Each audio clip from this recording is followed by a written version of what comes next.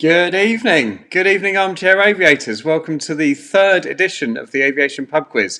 I'm Rich Cooper from COAP, or COAP Online as it is at the moment, coming to you from what used to be my son's bedroom in Aldershot in Hampshire. So wherever you are, I hope you're doing really well. And yeah, we've got no aeroplanes flying, we've got no air shows to go to, we've got no travel, but we have got a pub quiz. So I hope this finds you well, and still craziness out there, crazy politics and news and everything else, but just switch all that off. Turn off the rest of your timeline, turn off the news, just focus on this. Just have a real aviation geek out for the next whatever hour or so. So a usual format, we've got 3 rounds for you. There's 10 questions in each, the same as the second time. Round 1 as per usual being the current ops, round 2 as usual being the historic stuff, the legends, and a wildcard round, which you'll have to wait till round 3 until you see it. So glasses on, essential equipment, and let's see who's online with us as we start to get going. Alrighty. Welcome one and all. Good stuff. Okay, let's go into there. Mark Sutherland checking in. Hello, mate. All right, good to see you, my friend. Jean-Paul, bonjour. Hands rolling. John Minter, James Woodrow's made it. Excellent. Glad to see. I thought Wednesday was always going to be a bit of a problem for you, mate. So good to see you on here. That's great. Stuart Norris, Andy Martin, up from the Midlands. Oh, I'm not going to do a Midlands accent, don't worry. C Vixen answer from Paul Hoskins, standard. Is there a C Vixen this week? I'm not sure there is, but there's some good RAF historic stuff, so you might forgive me on that. Ashley, good evening, mate. Paul Kai, Daniel Fraccioli. Ciao, good evening, Tim Beach, with a beer in hand, as per usual. Chris Muir, evening quizmaster, eh? Well, that's quite powerful, isn't it? Good stuff. Do an Aussie accent, Jim Woodrow. G'day, mate. I can't really do that. I'm not drinking Foster's, you'll be pleased to hear. Tonight is Doom Bar, which is a fantastic pint, and obviously for all my non-Brits, it's slightly room temperature, so it's not quite chilled, just the way us Brits like it. So anyway, right, let's get going. Let's pull that down into there, and let's pull that into there, and by the wonders of technology, we're into the quiz. Okay, let's go. So round 1, as per usual, from COAP Online with the Aviation Pub Quiz Worldwide. It's been amazing to see all the thousands of people that are playing it and downloading it from YouTube, watching it on YouTube. If you haven't subscribed yet, you can find us at COAP Online. There's the pub quiz and, of course, the AvGeek Week, both of which I greatly enjoy doing. I've got a particular soft spot at the moment for AvGeek Week. I'm really enjoying that, and there's plenty of suggestions coming through for people that want their products showcased or news stories that I may not have seen. So yeah, please do keep in touch on that. It's all good fun. Okay, on with the quiz. Ops board. Get myself positioned there. It's about right. Round 1. Brian Cormer. Oh my life. Indeedy, indeedy. Okay, question 1. Which flag carrier, as in the national carrier of an airline, drew a crescent and star above its home country this week? I wonder if I can do this without my glasses. I might be able to. The glare is coming through a little bit. So a bit of a clue there. Crescent and star was done by a flag carrier, so think about that. Above its home country this week, and the picture there is also a clue in that it was undertaken by a Boeing 777. So that's question 1, round 1. Question 2, Austrian Airlines. My sister's already giving me a bit of jip there, saying she's bored already, and we haven't even got to question 2. Thank you very much, Claire. You've got a long way to go. It's a long evening yet. Austrian Airlines has announced that it will withdraw which type from its fleet. It's actually 3 different types. So one type was expected to be withdrawn. That was already kind of in the fleet plans, but it's been accelerated. One is a newly announced type. They already had part of the fleet, but it's now sadly going to be no longer. And one of them is halving the fleet size. And this particular picture was of the Vienna airport ramp just after Austrian started parking its aircraft by a good friend of ours, Dietmar Schreiber, who is a legend. Oida, indeed, from Austria. Right, that's question 2. Question 3. How many employees have BA said that they're in danger of losing their jobs? I'm aware, obviously, there's quite a bit of doom and gloom. I said earlier to switch off the news and ignore it all. It's a bit tricky to ignore, isn't it, with the current affairs at the moment on the civil side of things. So apologies that it's continuing to rub it in there in terms of what's happening in the civil world, but it's all very relevant. So how many employees of British Airways said are in danger of losing their jobs? Got some coming through there. James is saying 60,000. Paul saying 12. Zeke 800. Not quite, a bit higher than that. Yeah, some good answers coming through there, guys. Keep coming, keep coming.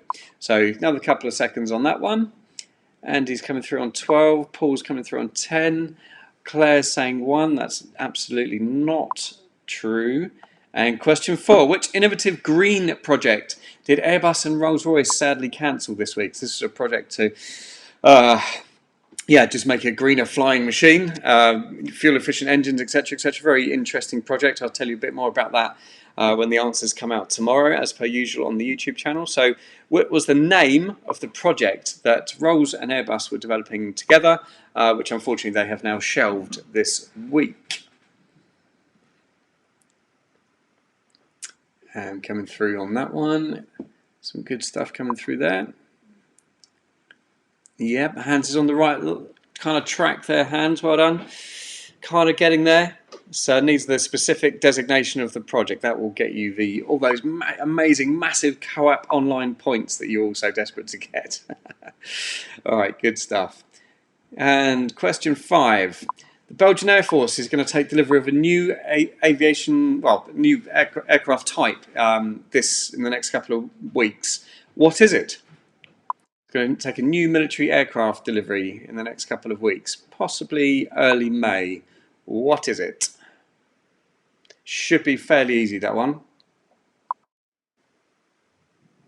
Yeah, coming through there, good stuff. Oh, hello Vasily, nice to see you on there, mate. Well done. Coming in from Russia, classic surname there, Kuznetsov. Hello guys, how you doing? All good stuff. Okay, question 5 is that one. So number 6 is coming up next. Already halfway through round 1. I might slow down a little bit, but I don't know. It depends on how the beer goes, right? A sip on the Belgian question. Belgian beer is amazing. Question 6. The newest version of the Gripen E, flew with the new AESA radar just in the last couple of weeks again. Name all 5 air forces that operate the type. So it's a really relevant success story of export there from the Swedish Air Force, the Swedish built type. 5 Air Force operators fly it in the world today. Name all 5 and go.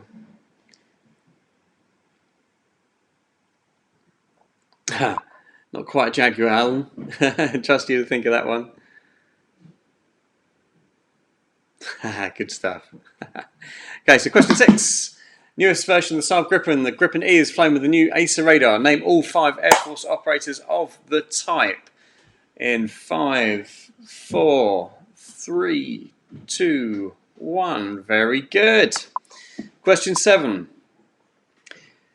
This is an interesting story. There'll be a time in my life where I'll be chasing down this rabbit hole, that's for sure. But there's certainly some weird stuff going on out there. But this was very interesting that the US Department of Defense released a statement regarding the interception of no less than 3 UFOs intercepted. 1 in 2004 and 2 in 2015. The 2015 ones in particular were very, very well documented. I thoroughly recommend looking through some of the Warzone by Tyler Rogaway, some of the Warzone analysis on this feature. He's got all sorts of links onto other things, and as usual provides a great insight into what the story was all about and the story behind the headlines. So almost slipped into Planet AvGeek week there. Apologies for that. This is the quiz. What military service and which aircraft type intercepted them? So it's announced by the DoD, but what US service intercepted them, and what aircraft type did the intercepting?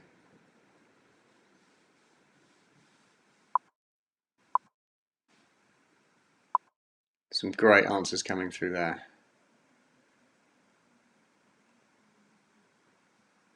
Excellent. That is not a skydiver, Alan. Good stuff. Alrighty. Question 8. There's been much speculation this week about the health of North Korean Supreme Leader Kim Jong-un. What is the correct term by which the Air Force of North Korea is known?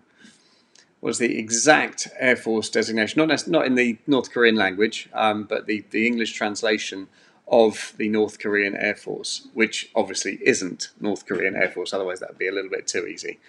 So a couple of North Korean MiG-21s taken there. That was one of the best things I've ever done in my life. That air show in North Korea, quite incredible that even happened, and very grateful to have been there. It was just an amazing event.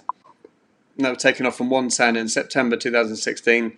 And interestingly, that dome-like hangar in the background that's where his own personal IL-62 is kept. His VIP government jet is kept in that hangar behind it. It wasn't there at the time, but that's certainly a sight that we'll never forget, those that were there. What's the name to which those MiG-21s are assigned? What's the name of the North Korean Air Force? Okay, question 9. It was announced that the Battle of Britain Memorial Flight will be performing the flypast for Captain Tom over his house for his birthday. I believe that's tomorrow. What year was the BBMF formed? What year was the Battle of Britain Memorial Flight formed?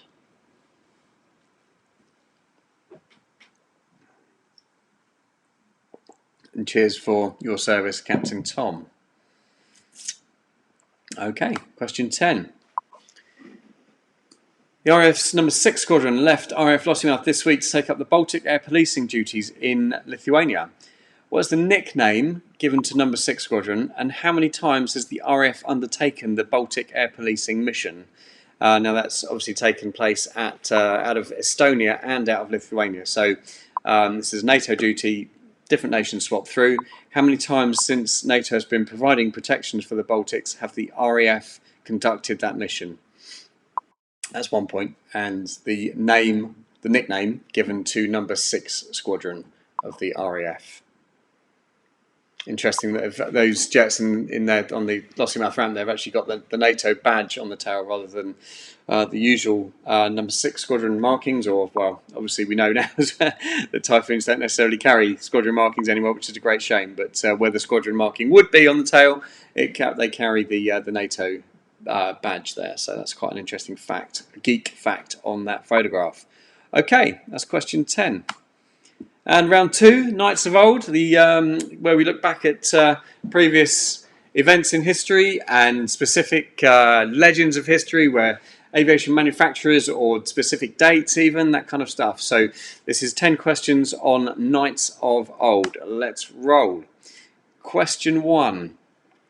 Name the French-born pioneer that's widely believed to have been the first woman to take a solo flight in an aircraft, and in which year did this take place? So we touched on before the first British guys, we touched on the first French guys, so this is the first female to successfully pilot a solo aircraft heavier than air. So there was always a little bit of conjecture and confusion over some of these, because there were various passengers involved. They were sort of the first people to take to the air.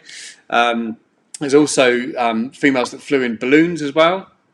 So I'm specifically looking for the lady that's widely believed to have been the first to actually take an aircraft in the stick and fly it on her own. So not as a passenger, on her own, solo, heavier than air, not a kite or balloon. So it's quite a complicated one, but it's the lady's there. So if you recognise her, even that would be a good start. So looking for her name and which year did it take place. And question 2. I've noticed Ron. Evening, Ron, mate. Good to see you. I hope you're well. It wasn't Amelia, because obviously we're talking about Amelia now. So Amelia Earhart was the first woman to cross the Atlantic. What year did this take place? What year did she then mysteriously disappear? Obviously she was declared missing and then obviously declared dead, unfortunately. But some people, there's some incredible conspiracy theories out there as to where she is and what she did, and you have to look up on those. It's quite interesting. And what was her nickname? So Amelia Earhart was the first one to fly the Atlantic. What year did it take place? What year did she disappear? And what was her nickname? So 3 points on offer there. And if you can get all three, then that's a good history lesson there. She's quite an amazing lady, that's for sure. Okay, 3, 2, 1. Question 3: passenger flights on aircraft from Europe, all over from Europe to over the Atlantic. They took place quite a bit later in history. So, whilst there was transatlantic travel happening in those early 1920s and 1930s, the actual passenger flights took a long time to get going. There was also different routes. There was sort of Africa over to South America and stuff, but I'm specifically looking here for Europe across the Atlantic. So what year did they start, and which Irish port did they depart from? That's a shot of it actually happening. So the passengers would get on a boat, board those incredible flying boats, and trundle across the Atlantic, and they'd actually go into Newfoundland to start with. So that was the initial route. But what year was it, and which Irish port did they depart from? Thirsty work, guys. Cheers to everyone. Hope you and your families are well. Not too bored, and I'm not adding to that boredom. Fingers crossed. Question 4. Name as many German manufacturers producing aircraft in World War II. There's 8 of them, primarily anyway. There may have been a few smaller ones around and about, but there were 8 German manufacturers producing aircraft in World War II. Can you name them all? And I'm going to literally give you 8 points if you get all 8. That is a good evening's work if you can get all 8. So I'll give you a couple of seconds on this one to have a think and write them down. So obviously you can play along with this again tomorrow if if your quarantine life is that dull, or you can just share this with your family, whatever else. But you can obviously go back to our YouTube channel at any stage and look at this because it's all recorded and you can watch it at your own leisure after. It's not quite as cool as taking part in it live, I suppose. I would definitely be an advocate of watching it live, but so you can look at it again tomorrow, and of course the answers go also on our YouTube channel tomorrow. So catching up on the let's have a look at some of the comments now. Catching up on some of the comments there from the previous questions. So lots of cork answers in 1920s out of the Irish. It wasn't Shannon, Peter, I'm afraid. I thought you might have a good guess at that one. Cork in the 1930s, not quite. So we'll just wait now because there's always a little bit of a lag with live stuff. So we'll wait for the answers to question 4 to come in. So Hans is the first one there with Messerschmitt, Focke-Wulf, Heinkel, Junkers, Blom and Voss, Feisler, Buka and Dornier. Very good. Good stuff. Aragon, Focke-Wulf, Emmy and Heinkel. I'm going to give you extra points if you get the spelling right because that is impressive stuff. Yeah, there are some smaller ones. Jim Woodray come up with some of the smaller ones there I was thinking of, but I wouldn't necessarily class them as one of the main ones, but well done indeed. Some amazing answers coming through, and you guys can type quick. I am impressed. Okay, another couple of seconds on that one I'll give you because that's a lot of finger typing on those German spellings. And 5, 4, 3, 2, 1. Question 5. What are the names of these 3 World War II Luftwaffe machines? A, B and C. 3, well, 1 point for each, 3 in total. Rock and roll. I believe A is, there is one of those going to be airworthy fairly soon. I don't know, I haven't had an update on that for a donkey's years actually, a long time, maybe over the last year, but there's certainly some people out there and probably some on the comments that are coming through now that will know more than me, but to see one of those aeroplanes flying would be utterly incredible. It's a massive aeroplane. I don't know if anyone's ever actually seen it or seen the plans in place to get one of those restored, but goodness me, what an amazing feat that would be if we get to see one of those. So A, B and C, the names. So I'm looking for the manufacturer and the designation and the name of those 3. So you'll only get 1 point if you get the full manufacturer, name and designation 3 times. A, B and C. Good stuff coming through there on some of those answers. Yeah, we've got some names and some designations. Good mixes of those there. I want the names and the manufacturers. Yeah, really excellent answers. Well done. You know your Luftwaffe stuff. I might even do a specific Luftwaffe quiz actually because it's a fascinating subject and their aircraft production in that era was quite remarkable. Okay, question 6. What month, year did the Korean War armistice get signed? So we're progressing through history rapidly in 10 questions, as much as you possibly can. Question 6 is now in the 1950s. Bit of a clue. What month and year was the Korean War armistice signed? And go over to my daughter to see if she actually knows the question to that one. Yeah, got any answers on that one? Shaking her head and smiling like, you must be joking, why did you wake me up? She's monitoring all your comments to see if there's anything I need to be aware of. So say hello, Lily, if you get the chance, especially if my auntie and uncle are watching as well, or her auntie and a great uncle. Okay, question 6. Which month, year was the Korean War armistice signed? 5, 4, 3, 2, 1. Question 7. Continuing the 1950s, but swapping back over to the civil. 1950s saw huge leaps in the development of commercial aviation, the golden age, no less. And look at that beautiful machine, the Connie. What are the 4 primary manufacturing designations given to the Lockheed Constellation? So they are L something, just like most civil aircraft produced by Lockheed. So, for example, the TriStar L1011, that kind of thing. Looking for the primary manufacturer designations of the Lockheed Constellation, of which there were 4 used. Starliners, Super Constellation, Constellation, and the initial one. So quite a tough one there, but it's certainly a good type to know about. If you didn't know the answer to this one, it's a great bit of knowledge to have, because that is a classic of our air travel time. There's no doubt about it. What have we got coming through? We've got L749s, 849s, 949s, and 1049s. Pretty good guesses there, Hans. You're very quick, I'll give you that. Goodness me. You're absolutely beating everyone to the mark there with your super fast typing. Maybe you got some great broadband coming through and you're getting the answers, the questions earlier than everyone else. I don't know, but good stuff, Jim. The C121, though, was military. That doesn't count. I'm looking for the civil designation, the original manufacturer's civil designation, not the ones that were produced for military use, like the Warning Stars and the C121s, that kind of stuff.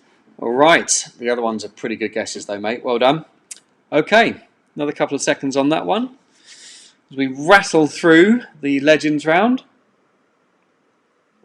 Cheers once again to everyone tuning in. Hope you're enjoying it. And question 8. Moving now into the 60s. One of the Vietnam War aces was the legendary Robin Olds. How many MiG kills were attributed to him in Vietnam? How many combat missions did he fly over North Vietnam? Because he flew a hell of a lot of combat missions. Not all of them over North Vietnam. So that's the specific of this particular legend. Where is his famous F4 Scat 7 preserved, his famous Phantom? Where can you go and see it? And how many kills had he already achieved in World War II? So he's already a World War II ace, this guy, and goes and literally takes the Vietnam War by the scruff of the neck. Quite an inspirational leader. And again, if you don't know the answers, I would absolutely recommend reading up on his stories and learning a bit of the history behind this incredible guy that formed a lot of how we do air warfare today. So how many MiG kills did he get in Vietnam? How many combat missions did he fly in Vietnam, over North Vietnam? Where is his famous Phantom preserved? You can go and see it today. Oh, wow. Not today, perhaps. And how many kills had he already achieved in World War II? So let me get out the way there. There we go. So that's the questions. And we'll see what comes back on that one.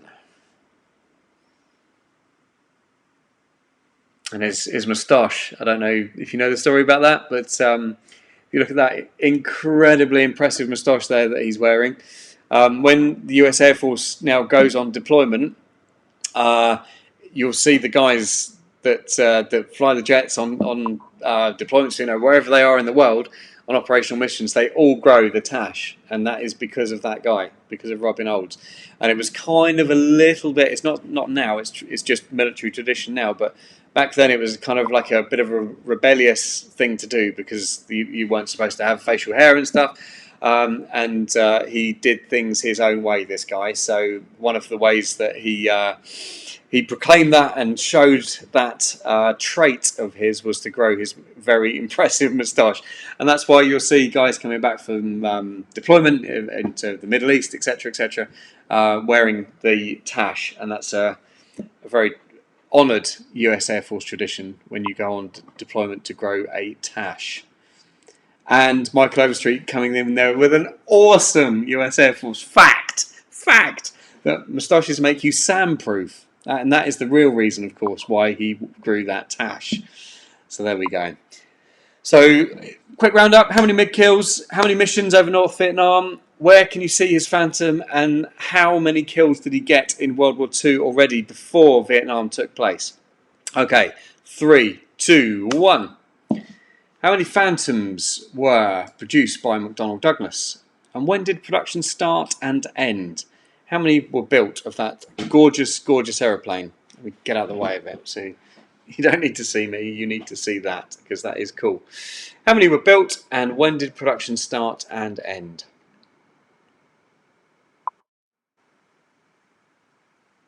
Some great answers still come through on Robin Olds actually there. There we go. Yeah. Yeah, Jem, you're not far off. Yeah, that's a good guess at, well, I guess it's not a guess, it's an educated guess at around 5,000. Zeke coming in with a little bit higher, 5,057. Good guesses. And Hans, as ever, is getting some pretty close answers there. You know your stuff, Hans. Well done. 5,000 plus, yeah, 5. It's in that region, guys. Well done. Good stuff. And don't forget the bonus points there. When did production start and end? Okay, 3, 2, 1. Question 10. The F-4 is the most produced American supersonic aircraft in history. What's the most produced military aircraft of all time? Full stop. What's aircraft type has got the highest ever production run, and it obviously won't be beaten now. No way. It's an incredible number. Therefore, look at that F4 factory there. I mean, to have walked that line, or even to have just taken that one single shot, would have been quite something. It's remarkable. Absolutely gorgeous. To have had a camera to walk around there, eh? My partner in crime, Steve Combut, he'd still be there now, probably, if he was allowed in there with a camera at that time. So what have we got coming through? MiG-21, BF-109, IL-2, P-51, MiG-21, Tornado, not quite. Lots of good guesses there. A couple of right ones in the mix there as well. Well done. And that is it for round 2. So what is the most produced military aircraft of all time? Bosh. And now we go for round 3, the wildcard round. What's it going to be? Do I get a drum roll? It's going to be RAF Squadrons. My daughter is now doing a drum roll for me, bless. Thank you, Lily. RAF Squadrons. Okay, here we go. Royal Flying Corps was formed in April 1912. What were the first 2 squadrons to be assigned? So obviously the RAF was called the Royal Flying Corps. That's how it started. What were the first 2 squadrons to be assigned? So technically the first 2 RAF squadrons. Which month, year were they formed, and at what 2 locations? Let's get my green screen sorted out. There we go. Whoop. Royal Flying Corps was formed in April 1912. What were the first 2 squadrons to be assigned to the Royal Air Force, technically? Which month, year were they formed, and at what 2 locations? What have we got coming through? So we've got Tim Beach with 3 and 4, Paul Ashton with 1 and 2. It's going to be along those lines, gents, isn't it? It's going to be along those lines. Which one's it going to be? What's also a really interesting story is to why I've said 2 there. Which 2 squadrons were assigned? Because you'd think the first one would be first, right? But it didn't quite go like that. But you're going to have to wait until tomorrow for that little history lesson. And as ever, I checked in with my dad to make sure I got it right, because he's the don on all such things. So, all right, question 2. Which squadron is credited with undertaking the first ever operational mission of the Royal Air Force? Interestingly, on the first day that the actual Royal Flying Corps became the Royal Air Force in 1918, this mission actually took place on that very first day. Incredible. So which squadron is credited with undertaking the first ever operational mission of the Royal Air Force? It's fairly recent history as well to it. It was flying the BE-2, which is that aeroplane there. Fairly recent history. It's not necessarily an obscure squadron or anything else like that. will be interesting to see how many people get those right. So we've got Tim Beach coming in with a guess of 6. We've got Alan coming in with 3. Oh no, that was probably the first one actually. The previous question there, Alan's answering there. So which squadron is credited with undertaking the first ever operational mission?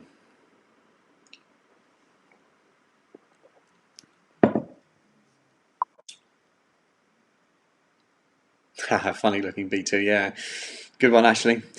Here's a funny look. E2, that's the one. Okay.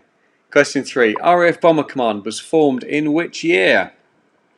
And then, by the start of World War II in 1939, how many squadrons were under its command? The unbelievable tale of Bomber Command. Incredible feats of just utter heroes. These guys, words can't even begin to do them justice. What these guys did, truly remarkable. So, which year was Bomber Command formed? And by the start of World War II, how many squadrons were under Bomber Command? Cheers, Lavu. Good to see you tuning in from Romania. Bristol Fighter, yes, Paul Guy, you're right. 1936. 1935 from Hans. It's going to be close.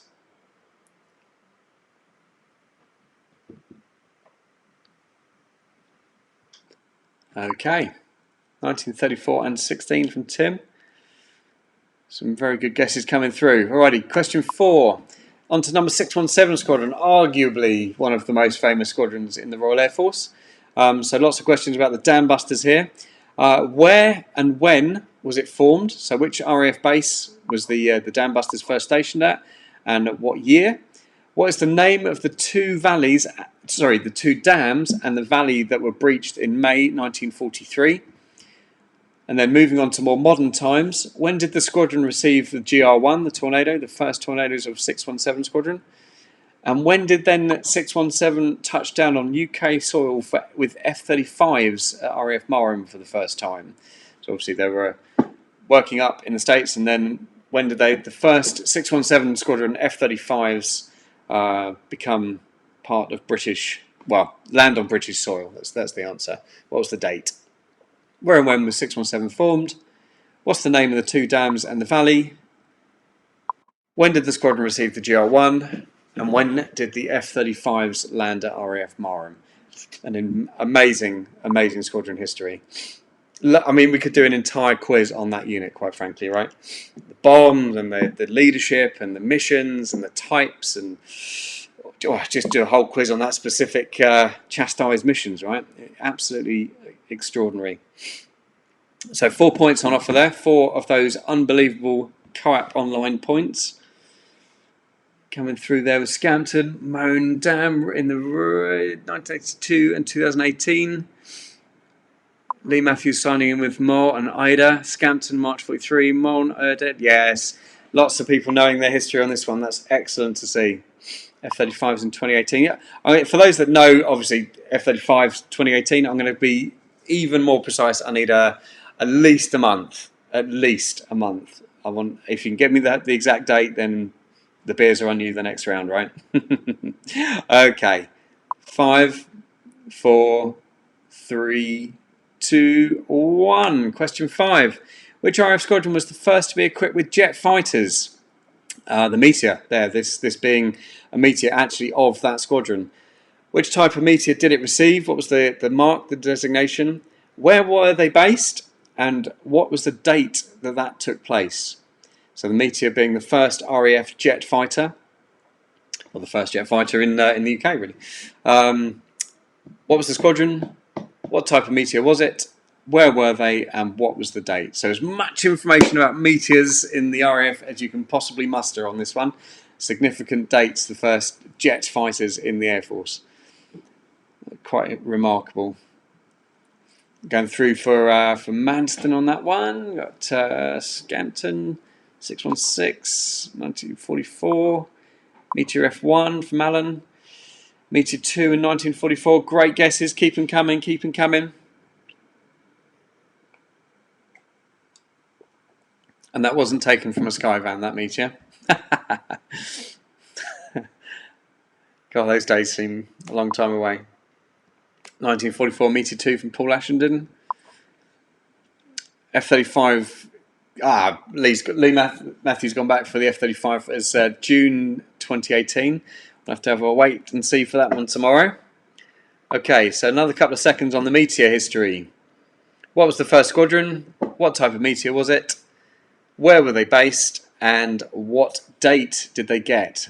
And they actually replaced Spitfires. That's, we're talking a long time ago, right? These jet fighters replaced Spitfires in this squadron. Incredible. Okay, question 5 is done. Question 6. One of these squadrons did not operate the Tornado GR series, the 1 or the 4, nor the F3. Which is it? So one of those is the odd one out in terms of Tornado history. 45, 65, 20, or 57. Which one is it?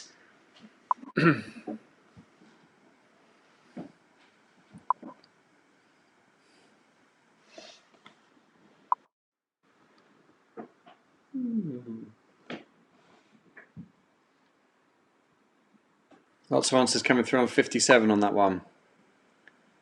Lots of people know their Tornado histories. Good stuff. 57, 57. Victor boys. Wow. You'll have to wait and see tomorrow. You might be right though. Well done. Good stuff. Keep those answers flowing. Okay, question 7. Match the motto on this one. So what I need you to do on this is to match the motto from this column, A, B and C, to the far column, A, B and C. So which one was Seek and Destroy out of number 11, number 4 or 41? Swifter and keener than eagles, 11, 4 or 41?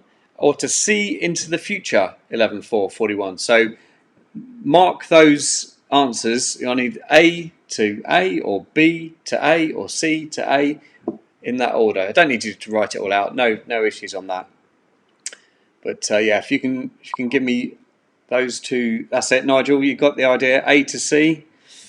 I'm not going to say whether you're right or not, but that is the way to present them. That's great. Okay, Lee's coming up with 11 is A. Ron is saying A to B, B to A and C to C. Good guesses. There's no one that's got it all right yet. Alan, what have you got? A to C.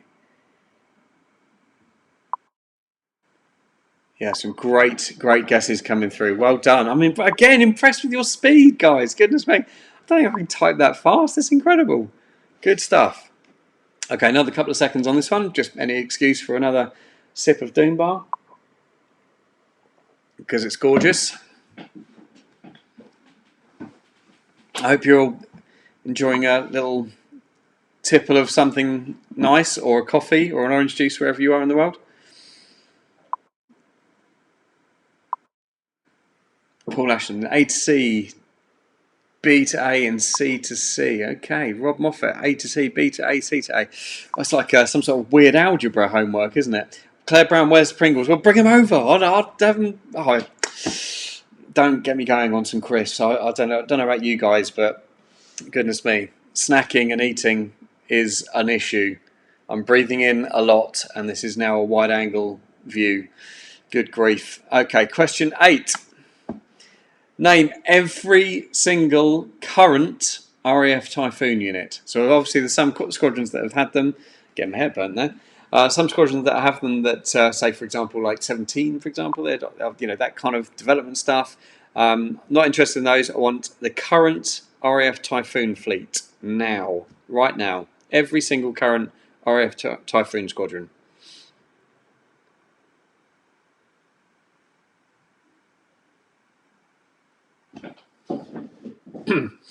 Obviously, being a jet from the RAF 100, the spectacular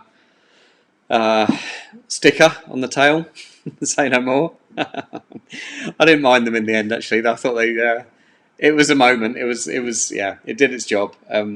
We all know the story of that as to how underwhelmed we all were, perhaps to start with. But I'd still give my left arm to go out and shoot that right now. So I'm not complaining. It was okay. So, okay, Alan and Tim have gone in first there. Ron's come in with some stuff.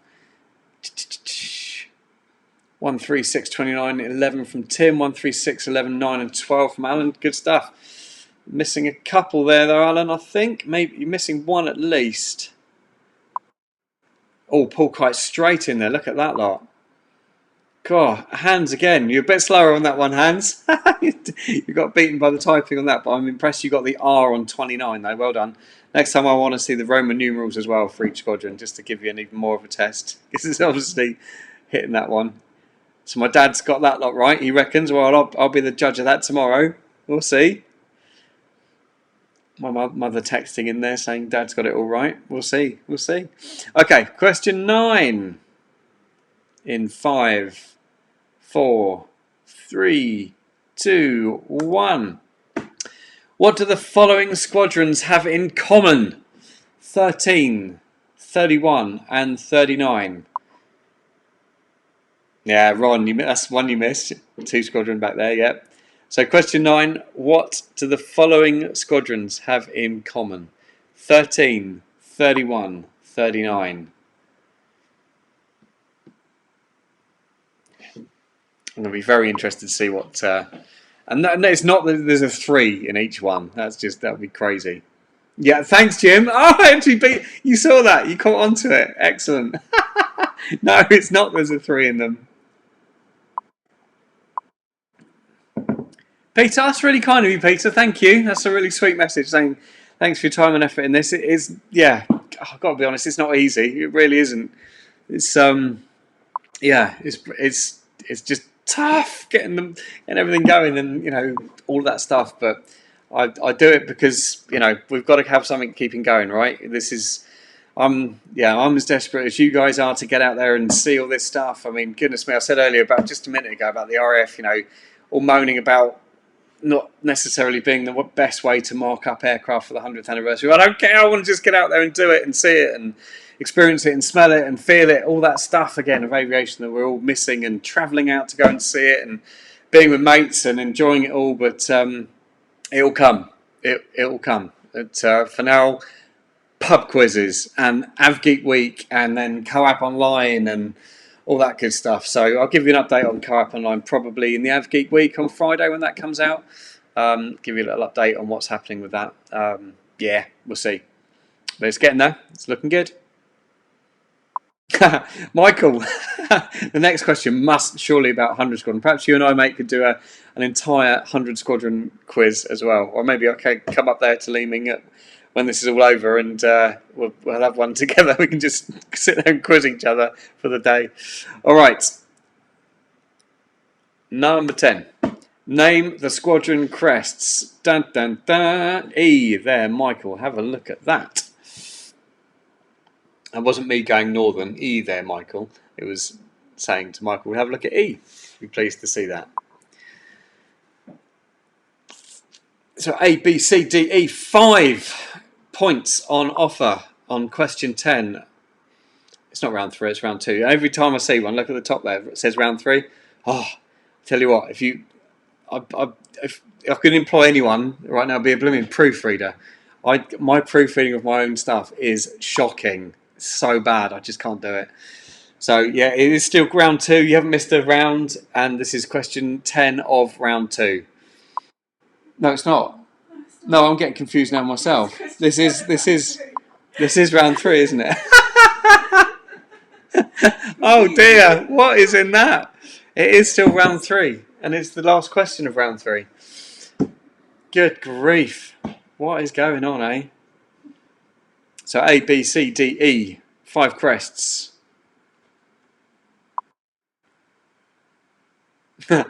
What? Cannabis, Death and Dragon. Yeah, that's exactly right, Claire Brown. You've got the RAF's Cannabis Squadron, the Death Squadron and the Dragon Squadron illustrated in that. Not quite. Who have we got there? Some sensible answer from Alan. 5, 10, 14, 45 and 100. We'll have to wait and see. Excellent stuff. All right. Thank you very much. It is round 3. It is the end. I don't know why. Cuckoo. Okay, there we go. So that is the end, guys and girls. Thank you so much for joining as we bring you virtually everything aviation or attempt to get it right. We're getting there. We haven't got all the answers. We don't claim to either, but just trying to make it all right for everyone, ourselves included. So check back in on Friday. I'll give you the updates on the next AvGeek week, bringing you all the latest from Planet AvGeek for us armchair aviators right now. And look forward to seeing you again soon. Just as a little point, I might not do a quiz next week. I'm going to see how the workload goes, because building this is taking its time, and we're at a bit of a crucial point at the moment with getting the first content ready. I've kind of mapped it all out and everything else. So I might not have time to put together this quiz tomorrow. It does take a long time. It's a good sort of day and a half's work out of a week just to do this bit. So bear with me on that, but certainly there'll be an AvGeek week on Friday, and I can't wait to see you all again then. Cheers for now. Laters. And cheers.